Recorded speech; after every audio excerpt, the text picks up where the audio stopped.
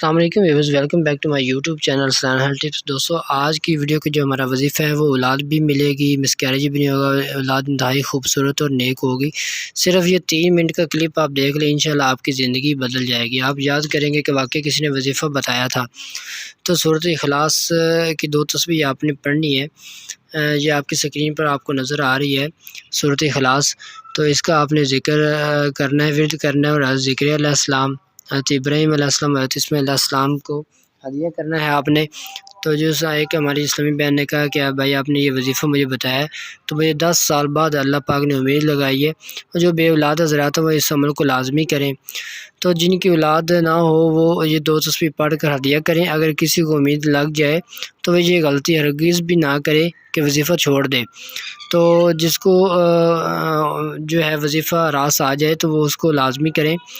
तो आपने इसको आखिरी दिन तक करते रहना है।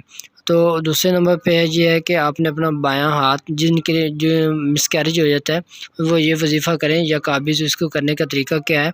इसका तरीका ये है कि आपने अपना बायाँ हाथ नाफ़ जो उसकी फिंगर है उसको नाफ़ में डालकर तो रखना है, और फिर ये तस्बीह पढ़ते रहना है या काबिज़। इंशाल्लाह इससे मिसकैरेज नहीं होगा। नंबर 3 पे है, उन्होंने कहा अब हमें खूबसूरत और नेक औलाद के लिए कोई वजीफ़ा बता दें। तो उसके लिए ये है कि बादाम रोगन वो आप ले लें, उसका इस्तेमाल करें, रोज़ाना दूध में डालकर पिएँ।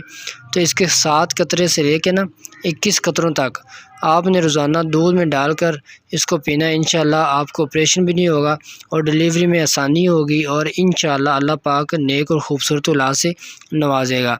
तो उन्होंने कहा कि दूसरा मैंने पहले भी आपको बताया था, कच्चा नारियल का ज़्यादा इस्तेमाल करें।